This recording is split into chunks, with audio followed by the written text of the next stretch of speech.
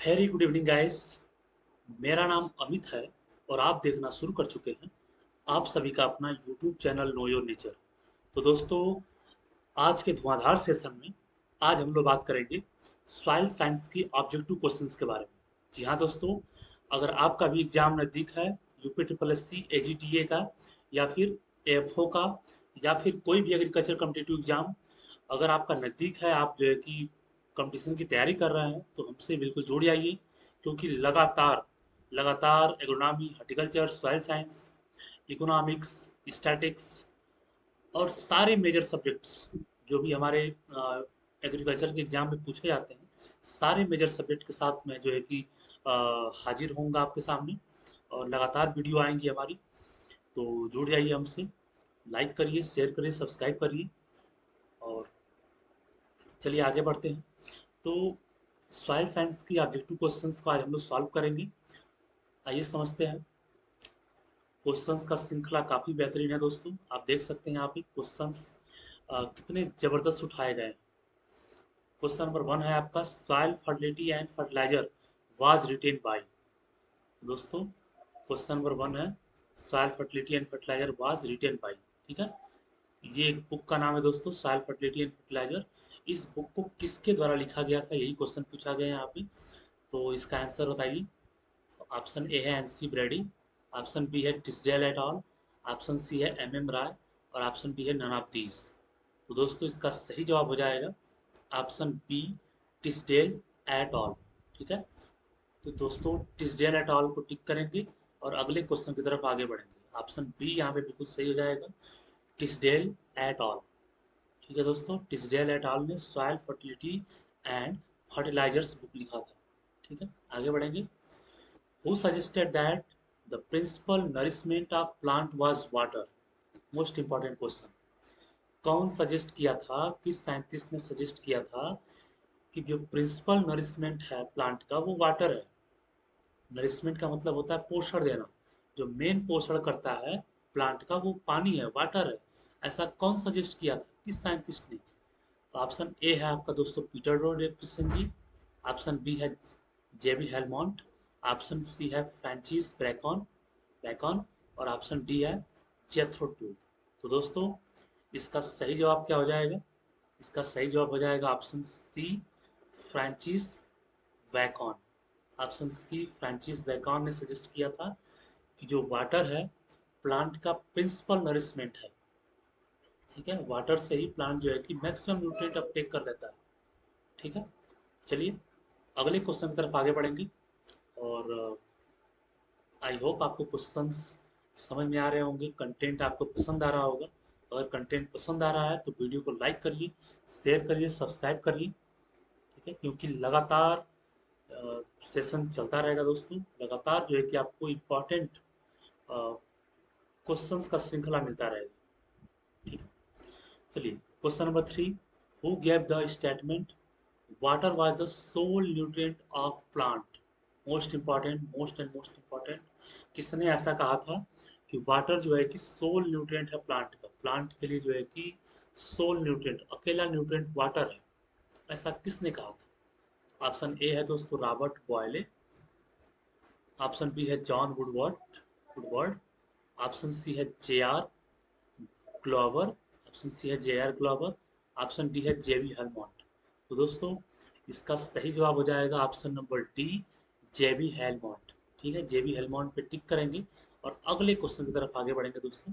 जेबी Helmont ने बताया था कि वाटर जो है कि सोल न्यूट्रिएंट होता है प्लांट का, प्लांट का सोल न्यूट्रिएंट है वाटर। तो जेबी हेलमोंट ऑप्शन बिल्कुल सही है। और इस तरीके से इस क्वेश्चन का जवाब दिया हमने। अगले क्वेश्चन की तरफ आगे बढ़ेंगे। क्वेश्चन नंबर 4 है दोस्तों, horse hoeing husbandry was written by. Horse hoeing husbandry book का नाम है, हार्स होइंग हस्बेंड्री बुक किसके द्वारा लिखा गया था? दोस्तों, सभी को पता होगा हार्स होइंग हस्बेंड्री, ये जो है कि जेथरो टूल साहब के द्वारा लिखा गया था। जेथरो टूल काफी आसान क्वेश्चन है और इम्पोर्टेंट क्वेश्चन है।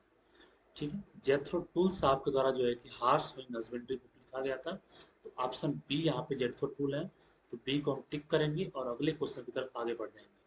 ठीक है दोस्तों, चलिए इसकी थिकनेस बढ़ाते हैं आप थोड़ी सी। ठीक है,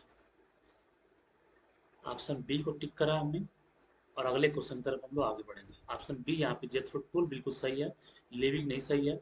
ठीक है, जॉन वुडवर्ड गलत जवाब हो जाएगा, जॉन मायो भी नहीं है। ठीक है, ऑप्शन बी बिल्कुल यहाँ पे सही जवाब है। अगले क्वेश्चन की तरफ आगे बढ़ेंगे। एनल्स ऑफ एग्रीकल्चर, सारे बुक को यहाँ पे ले आए हैं दोस्तों। Annuls of agriculture book was written bye, annuls of agriculture book किसने लिखा था? ठीक है, एनल्स, एनल्स का मतलब होता है एनुअल, साल सालाना। तो एनल्स ऑफ एग्रीकल्चर बुक किसके द्वारा लिखा गया था? ऑप्शन ए है सर हम्फ्री डेवी के द्वारा, ऑप्शन बी है आर्थर यंग, ऑप्शन सी है जे एस कनवार साहब के द्वारा, ऑप्शन डी है रॉबर्ट वारिंगटन साहब के द्वारा। तो दोस्तों इसका सही जवाब हो जाएगा आर्थर यंग, यानी ऑप्शन नंबर बी बिल्कुल सही जवाब हो जाएगा दोस्तों। आर्थर यांग, ऑप्शन बी बिल्कुल इसका सही जवाब हो जाएगा। आर्थर यांग ने जो है कि एनल ऑफ एग्रीकल्चर बुक लिखा था। ठीक है, अगले क्वेश्चन की तरफ आगे बढ़ेंगे। चलिए कलर चेंज कर लेते हैं थोड़ा सा, ब्लैक कलर काफ़ी हो जा रहा है। Question number 6, who is considered the father of field plot techniques, most and most important. Field plot techniques के पिता कौन है? फील्ड प्लॉट टेक्निक्स के पितामह कौन है, फादर कौन है? जी हाँ दोस्तों, most and most important question, field plot techniques के फादर कौन है? तो दोस्तों ऑप्शन ए है जेबी बॉसिंगॉल्ड, ऑप्शन बी है पुष्कर नाथ, ऑप्शन सी है रामानुजन और ऑप्शन डी है जस्टिस वॉन लिविंग, जेबी लिविंग। तो दोस्तों फील्ड प्लॉट टेक्निक्स के फादर हैं जेबी बॉसिंगॉल्ड। ऑप्शन ए यहाँ पे बिल्कुल सही जवाब हो जाता है, इसलिए हम लोग ऑप्शन ए को टिक करेंगे और अगले क्वेश्चन की तरफ आगे बढ़ेंगे। ठीक है दोस्तों, तो ऑप्शन ए जेबी बॉसिंगॉल्ड बिल्कुल सही जवाब है, फील्ड प्लॉट टेक्निक्स के पितामह माने जाते हैं। ठीक है, अगले क्वेश्चन तक आगे बढ़ते हैं। अगला और most important question, the law of minimum was given by living in. पहले तो लॉ ऑफ मिनिमम कौन दिया था? वो दिए थे जस्टिस वॉन लिविंग, लिविंग ने दिया था। और लिविंग ने दिया था तो किस ईयर में दिया था, किस सन में दिया था, ये क्वेश्चन पूछा है दोस्तों। तो आइए समझते हैं। ऑप्शन ए है 1842, ऑप्शन बी है 1852, ऑप्शन सी है 1862 और ऑप्शन डी है 1875। तो दोस्तों लॉ ऑफ मिनिमम जो है कि जस्टिस फॉर लिविंग के द्वारा दिया गया था, और कब दिया गया था? 1862 में। तो ऑप्शन सी यहाँ पे बिल्कुल हमारा सही जवाब बनता है। याद रखेंगे 1862 में, बासठ में लॉ ऑफ मिनिमम दिया गया था लिविंग के द्वारा। ठीक है, याद रखिए, बिल्कुल याद रखिए, हमेशा याद रखिए, नहीं भूलिए। ठीक है, in 1843, next question, in 1843 agricultural experiment station at Rothamsted England was started by. ठीक है, बोल रहा है, क्वेश्चन में बोल रहा है दोस्तों कि 1843 में, 1843 में agriculture experiment station Rothamsted England start किया गया था। 1843 में एग्रीकल्चरल एक्सपेरिमेंट स्टेशन स्टार्ट किया गया था इंग्लैंड के रॉथम स्टेड नामक जगह पे। ठीक है, किस साइंटिस्ट के द्वारा स्टार्ट किया गया था? 1843 की बात है, 1843 की बात है। एग्रीकल्चर एक्सपेरिमेंट स्टेशन स्टार्ट किया गया था रॉथम स्टेड में, इंग्लैंड के। और पूछा जा रहा है कि किस साइंटिस्ट के द्वारा स्टार्ट किया गया था। तो दोस्तों समय न लेते हुए सही आंसर पे आते हैं। ऑप्शन सी इसका बिल्कुल सही जवाब हो जाएगा, JB Lawes and J H Gilbert के द्वारा। ठीक है दोस्तों, लॉस एंड गिलबर्ट के द्वारा जो है कि स्टार्ट किया गया था, JB Lawes and J H Gilbert. Most and most important question, सारे के सारे क्वेश्चन बहुत ही ज़्यादा इंपॉर्टेंट है, आपके परीक्षा की दृष्टि से बहुत ही इंपॉर्टेंट है। क्वेश्चन जो भी उठाए गए हैं वो बिल्कुल इम्पॉर्टेंट उठाए गए हैं, छोटे मोटे या फिर अनइम्पॉर्टेंट क्वेश्चन नहीं उठाए गए दोस्तों। ठीक है, काफ़ी तजुर्बा के साथ क्वेश्चन उठाए गए ताकि आपको एग्जाम में इस क्वेश्चन देखने को मिले। ठीक है, इसलिए जो है कि हम बोलते हैं कि हमारे साथ जुड़िए, लाइक करिए, शेयर करिए, सब्सक्राइब करिए, ताकि हम आपको बेहतरीन से बेहतरीन कंटेंट प्रोवाइड करें। दोस्तों बता दें कि इसको तैयार करने में, इस जो पीपीटी आपको दिख रही है, जो आपको ये स्लाइड दिख रहा है, इसको तैयार करने में काफ़ी टाइम लगता है। 2 घंटे 3 घंटे की पूरी लगातार मेहनत होती है, तब जाके जो है कि एक कंटेंट रेडी होता है और उसको हम पढ़ा पाते हैं। ठीक है, तो मित्रों, ऐसा नहीं है कि काफ़ी आसानी से आपको डिलीवर किया गया मैटर। बुक में छांटना पड़ता है। गूगल बाबा की कोई हेल्प नहीं लेता मैं। गूगल बाबा से नहीं उठाता मैं कंटेंट।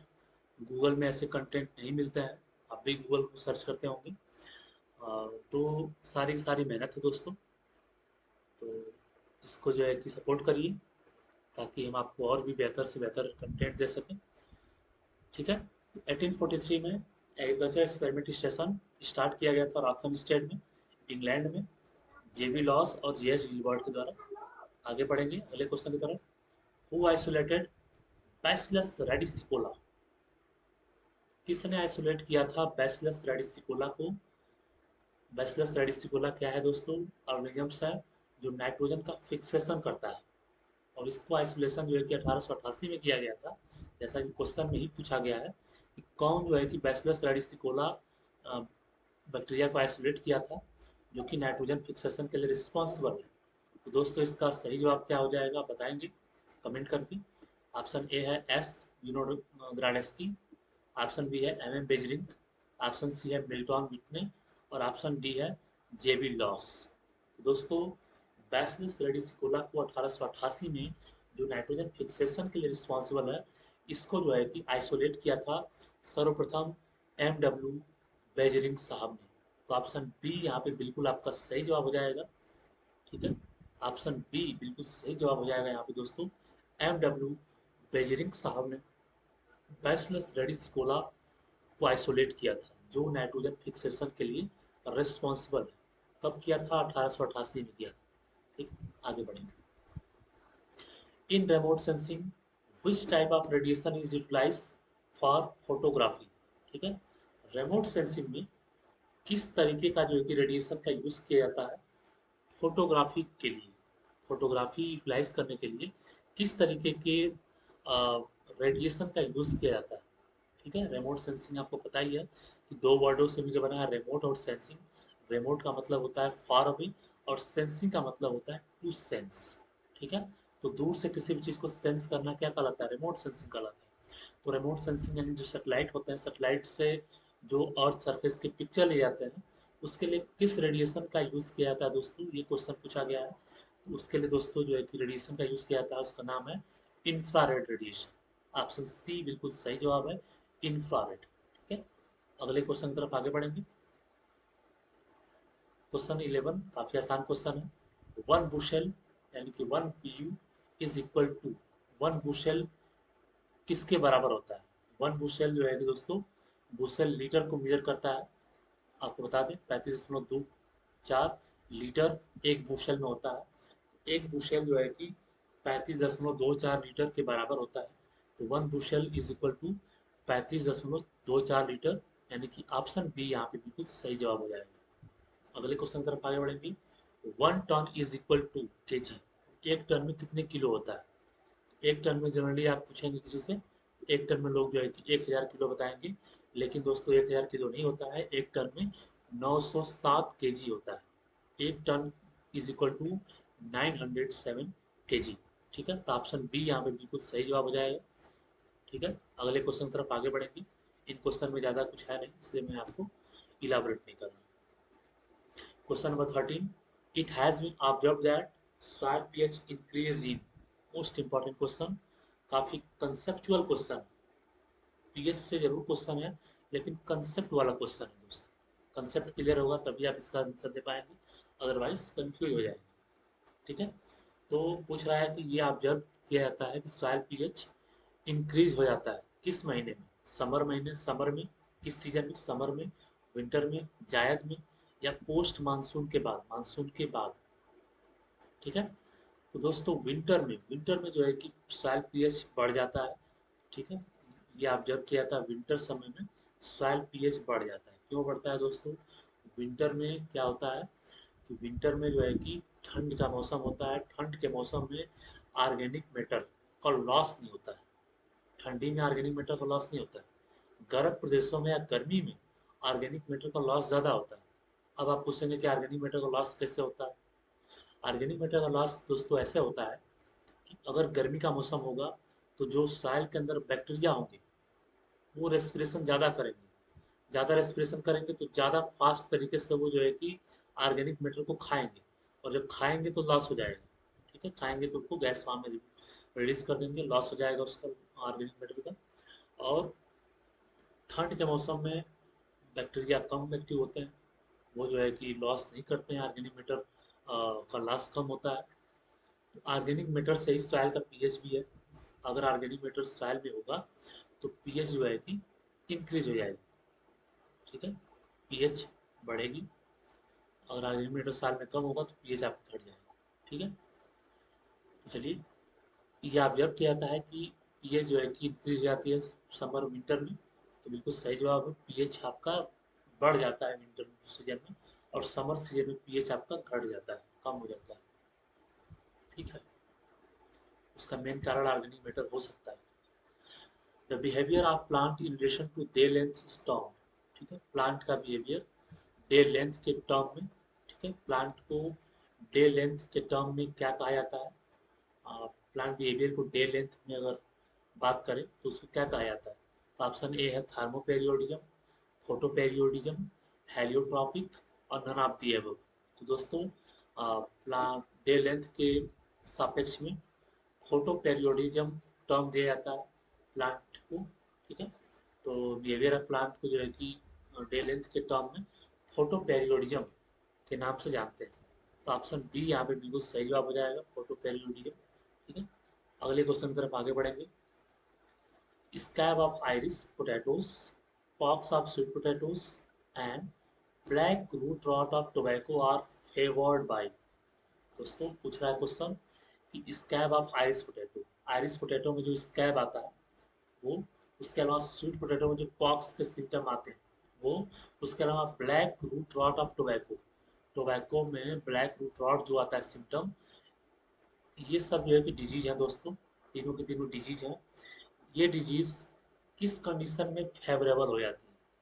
तो दोस्तों ये ऑप्शन ए है एसिडिक कंडीशन, ऑप्शन बी है highly alkaline condition, option C है न्यूट्रल टू अल्कलाइन कंडीशन। ठीक है, तो ये सारे डिजीज जो है कि न्यूट्रल टू अल्कलाइन कंडीशन में जो है कि फेवरेबल होती है। तो ऑप्शन सी इसका बिल्कुल सही जवाब हो जाएगा दोस्तों, न्यूट्रल टू अल्कलाइन कंडीशन। ठीक है, ऑप्शन सी बिल्कुल सही जवाब हो जाएगा। अगले क्वेश्चन की तरफ आगे बढ़ेंगे। क्वेश्चन थोड़ा लंबा है लेकिन समझने लायक है, ये समझते हैं। Question number 16, increase in yield of a crop as a result of increasing a single growth factor is proportional to decrement from the maximum yield obtainable by increasing the particular growth factor। दोस्तों question ये कह रहा है कि crop का yield increase होता है। ठीक है, क्रॉप का यील्ड इंक्रीज होता है as a result of increasing single growth factor. अगर कोई सिंगल ग्रोथ फैक्टर इंक्रीज हो रही है तो उससे क्रॉप का यील्ड भी इंक्रीज होता है। ठीक है, ये घटना प्रोपोर्शनल है total decrement of the maximum yield, maximum yield में कमी लाने के लिए। उसके अलावा अगर कोई पर्टिकुलर ग्रोथ फैक्टर इंक्रीज भी हो रहा है तो जो टोटल यील्ड है, टोटल जो मैक्सिमम यील्ड है उसमें जो है कि थोड़ी सी डिक्रीमेंट होती है, थोड़ी सी कमी आती है। ठीक है, क्रॉप की यील्ड बढ़ना और एक सिंगल ग्रोथ फैक्टर से प्रोपोर्शनल है मैक्सिमम यील्ड में कमी by increasing particular growth factor. ये ये जो है कथन जो है ये किसका है दोस्तों? वाज डिस्क्राइब्ड बाई, इसको कौन डिस्क्राइब किया था दोस्तों? इसको डिस्क्राइब किए थे ईए मिसर लिच ने, ईए मिसर लिच ने दोस्तों। ऑप्शन डी बिल्कुल इसका सही जवाब हो जाएगा, ईए मिसर लिच ने। लिविंग ने नहीं किया था, ब्रेन ने नहीं किया था, स्पिलमैन ने नहीं किया था, इसको किया था ईए मिस्टर लिच ने। तो दोस्तों अगले क्वेश्चन की तरफ आगे बढ़ेंगे। Which one of the following is an example of positive interaction? इसमें से कौन सा जो है कि पॉजिटिव इंट्रैक्शन को दर्शाता है? दोस्तों लाइम के साथ पोटास फास्फोरस नहीं दे सकते हैं, पॉजिटिव इंट्रैक्शन नहीं है। मोलिब्डेनम के साथ फास्फोरस नहीं दे सकते हैं। ठीक है, फास्फोरस और सिलिकॉन इनको दे सकते हैं, सोडियम के साथ पोटेशियम नहीं दे सकते। ठीक है, तो पॉजिटिव इंट्रैक्शन केवल एक दे रहा है आपका यहाँ पे है दोस्तों, फास्फोरस और सिलिकॉन एक साथ दिया जा सकता है। ठीक है, तो ऑप्शन सी बिल्कुल यहाँ पे सही जवाब हो जाएगा, बाकी के ऑप्शन आपके गलत हो जाएंगे। अगले क्वेश्चन की तरफ आगे बढ़ेंगे दोस्तों। Question number 18, the nutrient concentration range in which added nutrient will not increase yield but can increase nutrient concentration is referred as। ठीक है, आराम से समझिए बिल्कुल।